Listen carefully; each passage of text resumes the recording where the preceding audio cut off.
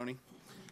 We're going to take just 15 seconds here. I actually forgot to turn on the little program that allows us to take the slides full screen, so I'm going to do that real quickly. And there we go. So also I had a short video that we did an interview with Tony at our studios at Storm Center Communications that we'll show prior to the panel discussion that will happen after this break. So I want to, introduce Eileen Shea. And Eileen is with NOAA. And there is a video introduction of NOAA. For those of you who don't know, it's the National Oceanic and Atmospheric Administration. And here's a video describing what NOAA does, and then we'll go right into Eileen's presentation.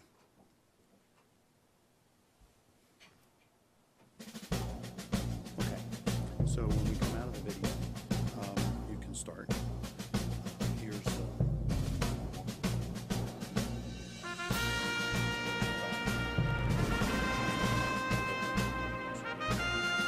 again, that audio is fine on the screen. It's just a speaker. NOAA, the National Oceanic and Atmospheric Administration, is the U.S. government's oldest scientific agency, with roots stretching back to the early 1800s.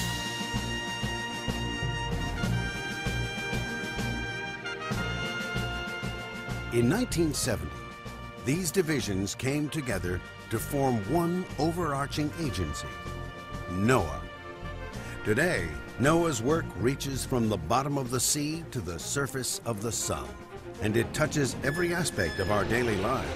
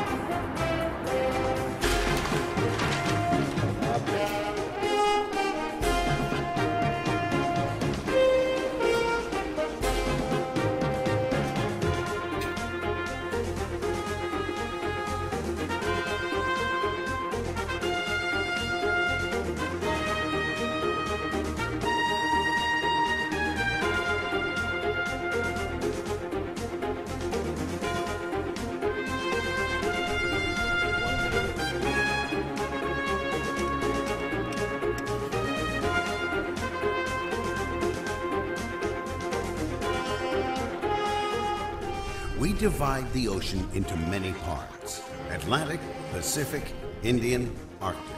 But it's really just one big ocean. The same is true of NOAA. Together, the thousands of people who work at NOAA take the daily pulse of our ocean and our atmosphere.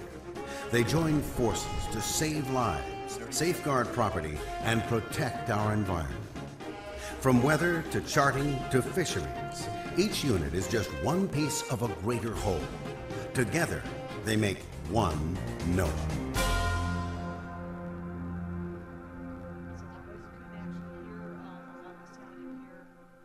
That's our recruitment video for NOAA. We put it together in 2007 when we celebrated the 200th anniversary of the oldest part of NOAA, which is the mapping and charting of our coastlines and our oceans. Weather Service and the Fisheries Service and the other two that are over 50 years old. So we celebrated a birthday for those three parts and called it a birthday for NOAA. NOAA actually didn't come into existence as an agency until 1970, same year that EPA was formed. In fact, we were part of a planned reorganization of the federal government to invest in a science agency to better understand what's happening to the ocean, the atmosphere, and the environment, and a protective agency, a regulatory agency, to protect those resources for the nation. So I'm going to start with, I'm going to pick up with the Three Stooges cartoon that you just saw. I don't know what that makes me. I don't look like any one of the three, so I guess I'm the fourth stooge. And we're going to talk a little bit more now about what do you do about changes in climate. But before I do, those of you who know me well know that my heart and soul is still in Hawaii. And as a result, I always have to start by teaching something from Hawaii to the audience. So I'd like to start by saying aloha. Aloha. Hey, you're pretty good. Let's try it one more time. That's it. Aloha. Aloha. Good. The most important part of that word is the last two letters, H-A, ha. Ha is spirit of life, breath of life. It's the energy that connects us together, but it's also the knowledge we carry that separates us one from the other. Each of us carries our own ha, and when someone greets you with the word aloha, they are saying to you, I recognize that you have something to teach me. I recognize that we are connected in some ways, but that I don't know the things you know. And as a result, it's very, very disrespectful not to respond when somebody says aloha. If you were greeted in Hawaii, you would actually have someone walk up to you, touch their forehead to your forehead, breathe in deeply, and then say aloha, a true sharing of your ha. So I wanted to say that because when Dave and I talked about this session and about the summit in general, what occurred to me is that this summit is a perfect example of sharing ha. Sharing amongst yourselves, bringing different perspectives into the room, bringing shared experiences into the room, and creating a new knowledge base based on sharing your ha. So I'm going to start and share a little bit of my ha in talking about adaptation. This slide is from the same report that Tony used in a lot of his presentations, the 2009 report on the global climate change impacts in the United States. Talks about the fact that we are seeing changes that we need to address in some way. We believe through the science we are doing that some of these impacts are at least partially, if not largely due to changes in the atmosphere that we're associated with increasing carbon dioxide and other greenhouse gases. When you talk about responding to the kinds of changes that Tony described, you really only have two options. You have the option to mitigate it, in other words, reduce your greenhouse gas emissions because that will remove the risk from you, or you have to reduce your sensitivity to that risk or enhance your resilience, your adaptive capacity to that risk.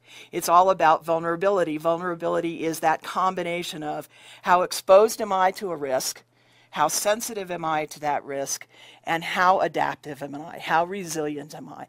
Adaptation is about building resilience. Mitigation is about reducing the risk, at least from the things we're doing to the atmosphere, which result in changes in climate. Mitigation and adaptation are both required. You don't want to choose one over the other. The reason you can't choose one over the other is that we are seeing many of these changes now. We must, as communities, as businesses, as governments, as international partners, we must find a way to deal with the changes we're already seeing.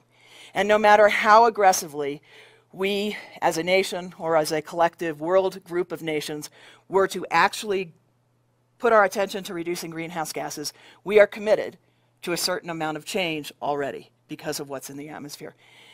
As a result, a lot of people have begun to talk about the fact that prudent risk management is something that we ought to be doing right now, and that demands advanced planning. So if you want to think in simple terms about what adaptation is, it's really about planning ahead, mitigating those risks, enhancing your resilience. And people have been doing adaptation to weather for a long time. Farmers have been thinking about what they have seen historically, and they have chosen the kinds of crops they grow. They have learned through forecasts including those seasonal forecasts that we heard about earlier this week, that it might be a drier than normal season. So they might mix their crops a little bit. They might decide to do a little more drought-resistant crops, corn, for example. But the reality is, we've never really thought about it in the context of so many months in advance to years in advance to thinking about what this means for our infrastructure. The picture on the right is from a friend of mine, Lynn Carter, who also worked with Tony and I on these national assessment reports that he mentioned. She likes to remind people that we actually all have the capability to adapt right now. It's just that we're not going to do that as the only thing we do. We also have to keep our family growing economically. We also have to worry about the development plans for our communities. We also have to worry about a number of environmental issues that are not directly related to climate change. And as a result, we're going to be balancing adaptation to climate with a lot of other decisions that we're making. So adaptation is not something you do alone. Adaptation is just weaving a climate thread through every decision that you make. We can be reactive, respond. Traditional disaster management had people come in, recover, rebuild, or we can recover, rebuild, and plan with an eye towards what the future is going to be. That's the new image of disaster risk management. If it's about climate and weather extremes, it's the same as if we were talking about climate adaptation. There are some official definitions of adaptation. These are some of the newest ones here in the United States.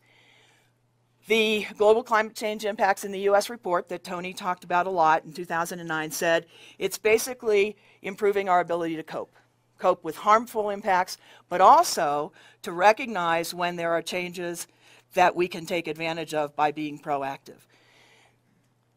America's Climate Choices, which was a report written by the National Academy of Sciences, in 2011 was the last chapter of that report. They say it's preparing for the projected local and regional impacts before they occur. That's an important distinction because most adaptation measures will be done locally.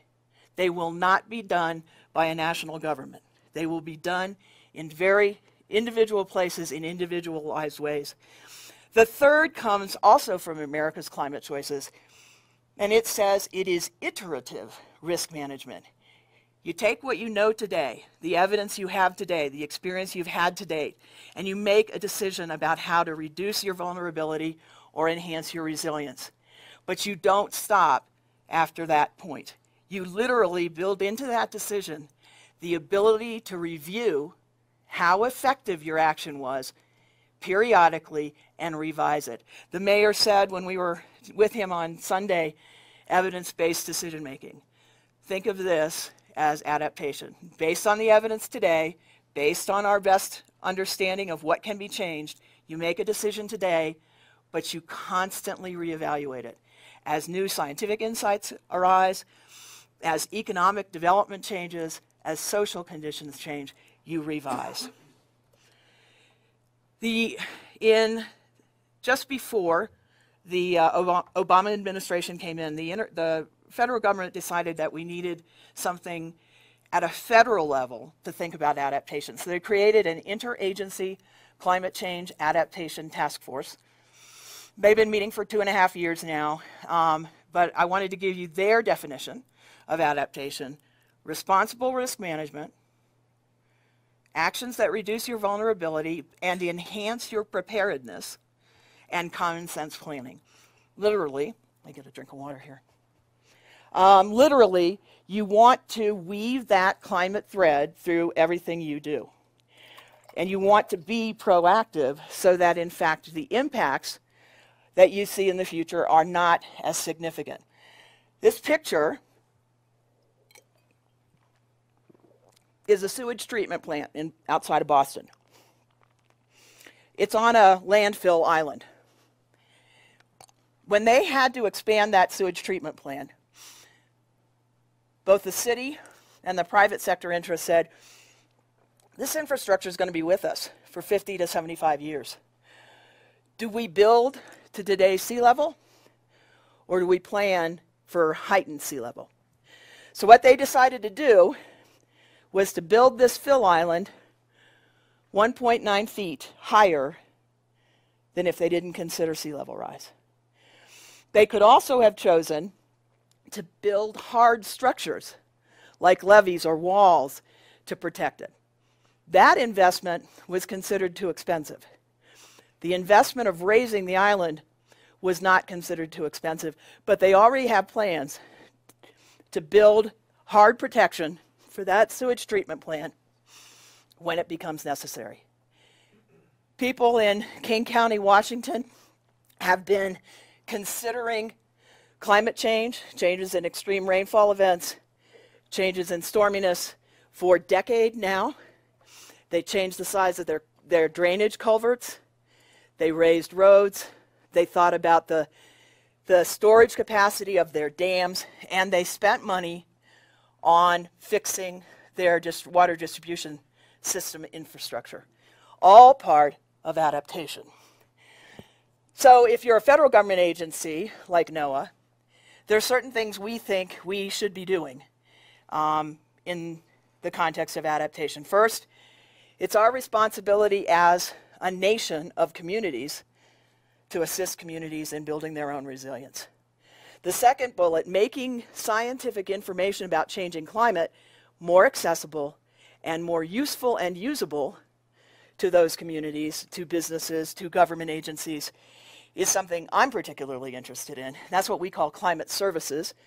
And it is about taking our understanding of impacts and our understanding of how people make decisions to, and using that insight to do a better job of how we visualize information about climate change.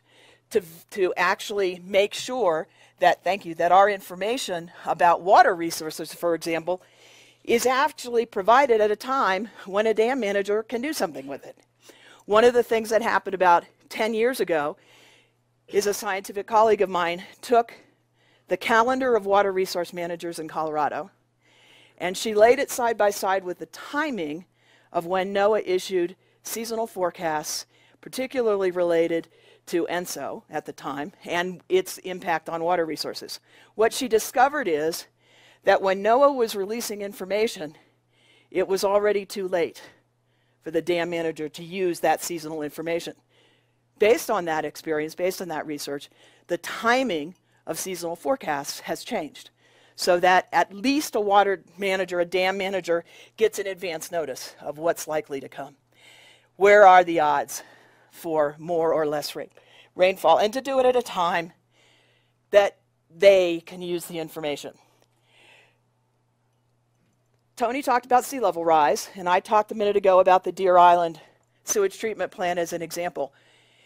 If you're in a community that's facing sea level rise along that coastline that Tony described, there's really only three things you can do.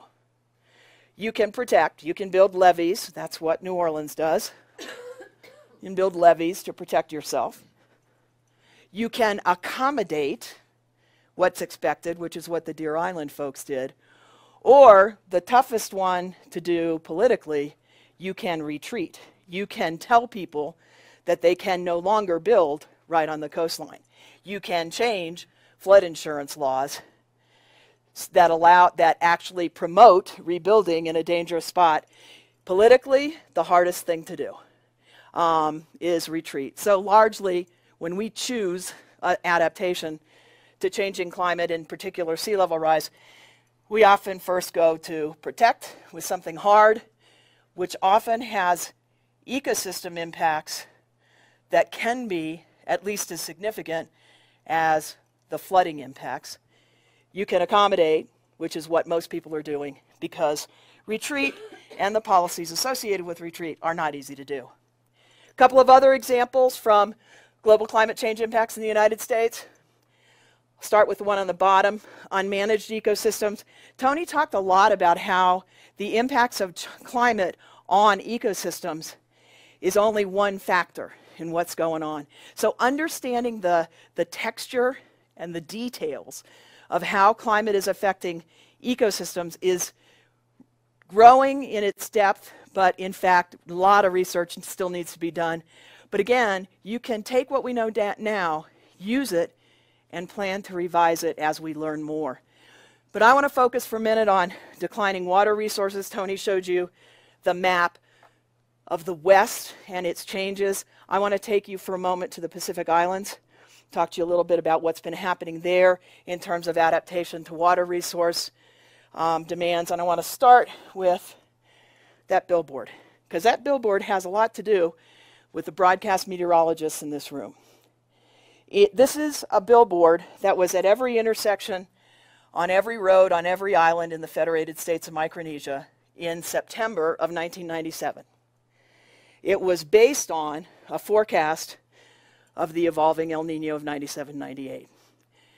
Federated States of Micronesia, all of the U.S. affiliated Pacific Islands, had access for 3 years to forecasters and scientists, local and regional, who were telling them what was going on in the Pacific Ocean, showing them the observing system, the TAO array, allowing them to ask questions and learn about the history of an El Nino event and what it meant to where they lived. For most Pacific Islands, El Nino means drought. Take it to the bank. The odds are very much in favor of drought.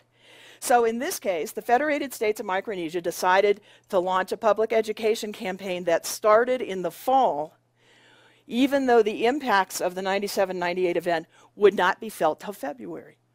They basically were trying to get their communities ready. What's interesting about this billboard is the title, El Nino is Here, is the title of a video that the television station in Federated States of Micronesia, it's a government-owned station, they did a video on what El Nino means for the public, and they started running it in the fall. The video was accompanied by a song written by the disc jockey, who was also the weather guy on the radio station. That song, El Nino is Here, was the #1 song in Micronesia for 2 years running. When they think about what worked in Micronesia, it had a lot to do with communication, education, outreach through a trusted information broker, the DJ on the radio, and the weather guy, same person, on the television station. So I want you to keep that in mind, because it leads us to thinking a little bit about what each of our roles could be. In this particular case, the island jurisdictions that knew they were headed for drought essentially decided, all right, it's the fall, we don't have any rain right now, it's not rainy season yet, why don't we go ahead and fix the leaks in our water distribution system? They took the money that was not going to come to them until next year, convinced their leadership, government leadership, to let them have the money then. In the Republic of Palau, they discovered in doing that they had been losing 64% of their water through leaks in the system. That meant, because they fixed it, even though they didn't get as much rain as they expected, they actually didn't have nearly the impact on communities. People built more rain barrels. People started storing water that ran off the runway, the airport runway, and using it to fight fires.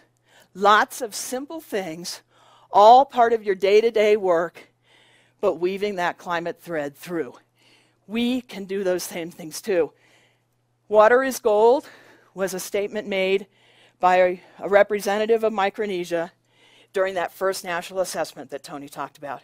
It became the catchphrase for us, because in the islands, the one thing you're going to worry about, even before sea level rise, is whether you've got enough water to stay alive. In this case, I was talking with Kristen and Austin last night and the mayor on Sunday, and they were saying, we'd say the same thing. Different issue, different manifestation of the issue, but water is gold.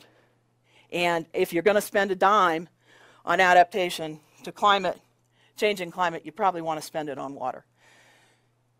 All of the communities, the businesses, the families in this nation and around the world have a lot to lose from adverse impacts, but if we're planning ahead, much to gain from those opportunities to think about, for example, drainage system culvert size, to think about your dam capacity, to think about a number of things related to where you're building. This one, limited resources and tight budgets. This is true across the board. It is more true now than it was when we did those reports in 2009 and before. But that means that you're never going to do climate adaptation alone. That's why you're weaving the thread through your planning decisions. You're weaving it through your infrastructure decisions. And the other thing to remember here is because you have the ability to make those decisions, you already have the authority. Most communities already have the legal authority to begin to adapt to a changing climate. And communities around the country and around the world, as you'll hear in a moment, are doing that, and they're sharing their lessons. The next two slides are largely from my experience and the focus of my work. I'm supposed to be worried about what NOAA's doing to make its information about climate more accessible, more useful, more usable. Adaptation is the end goal of your decision. So what does that mean for an agency like NOAA when we think about our climate services?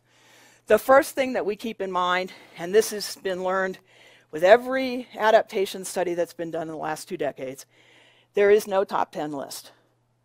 The reason there's no top 10 list is your impacts are place specific, and the tools you have to adapt to those impacts are place specific. So you can't create a single top 10. We'll never be on Letterman. You have to understand the regional context for the information you're providing and the available options that a community has in order to support adaptation. This is my mantra. It is not about adapting solely to long-term trends. It is as much about preparing for and being more resilient in the face of patterns of variability, extreme events, and long-term trends. That's what gets us out of a political bind, if you will. We're not just talking about what's going to happen as a result of greenhouse gases. We're talking about how communities can be safer, can be more economically robust in the face of changes in climate on a variety of timescales. The third bullet, or the fourth bullet, says nobody can do this alone. It is not just a government job. And if government tried to provide climate services alone, we would fail. There are private sector companies out there, like WSI. There are certified consulting meteorologists. There are state climatologists. There are regional climate centers. There are university-based programs, all of whom have to be part of supporting adaptation. Remember climate in context. Just as Tony said, impacts are not climate alone. Neither are the decisions. Tony showed a picture about coral reef bleaching. In the Pacific, there's not a lot we can do about the impact of growing carbon dioxide in the atmosphere and warming temperatures. We do know a lot about the specific conditions that lead to bleaching.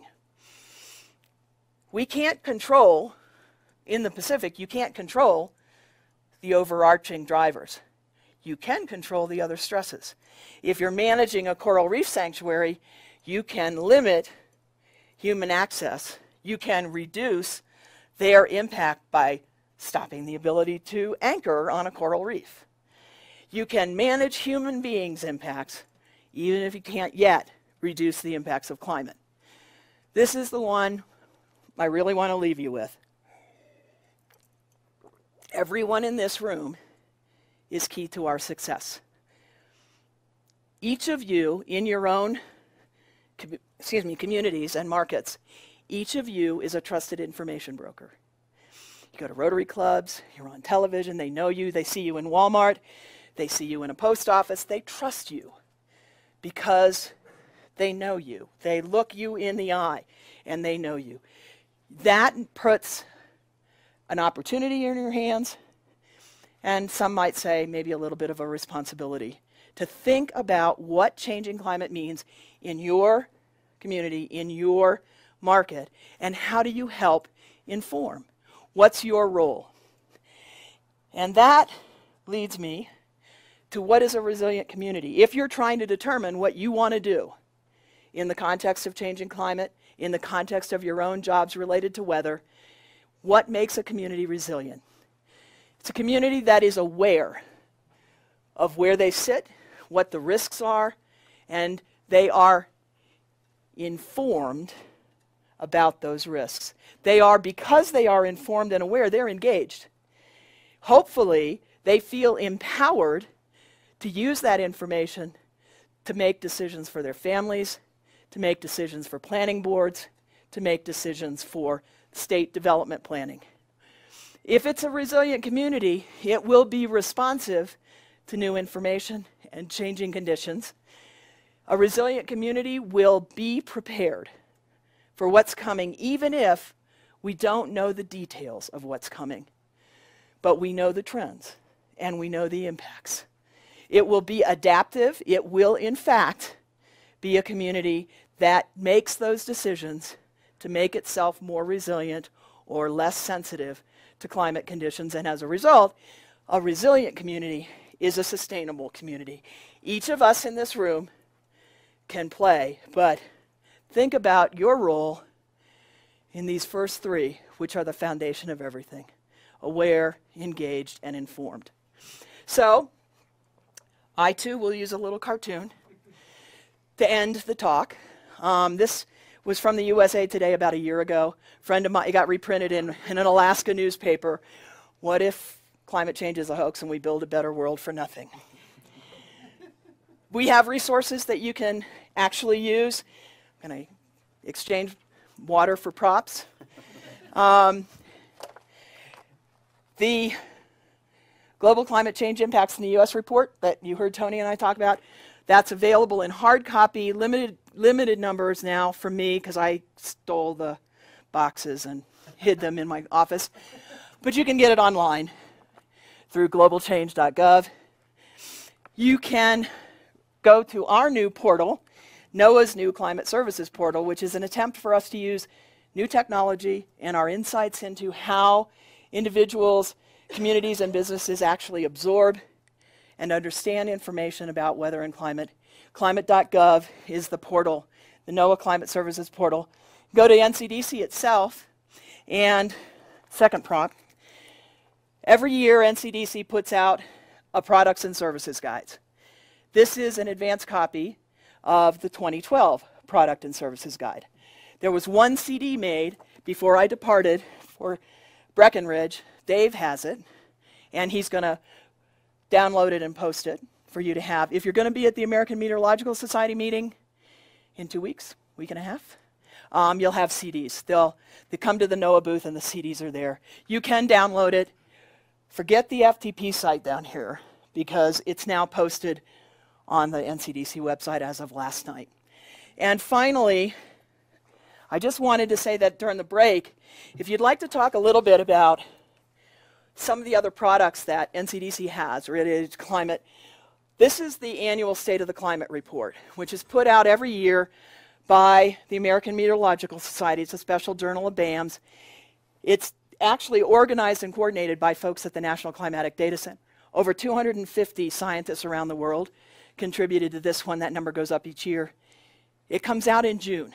So in June of this year, there will be a State of the Climate report for 2011. This is the 2010, if you want to take a look at it. Each of you had a little piece of paper in front of you that talked about some of the selected sort of top #1 record-breaking events in the United States for 2011. That's just part of a series of information handouts that we have, including billion-dollar disasters and other things. So I'd love to talk to you more about that, but I'm going to stop now, and now we're going to talk about adaptation in an international context. So thanks for the opportunity.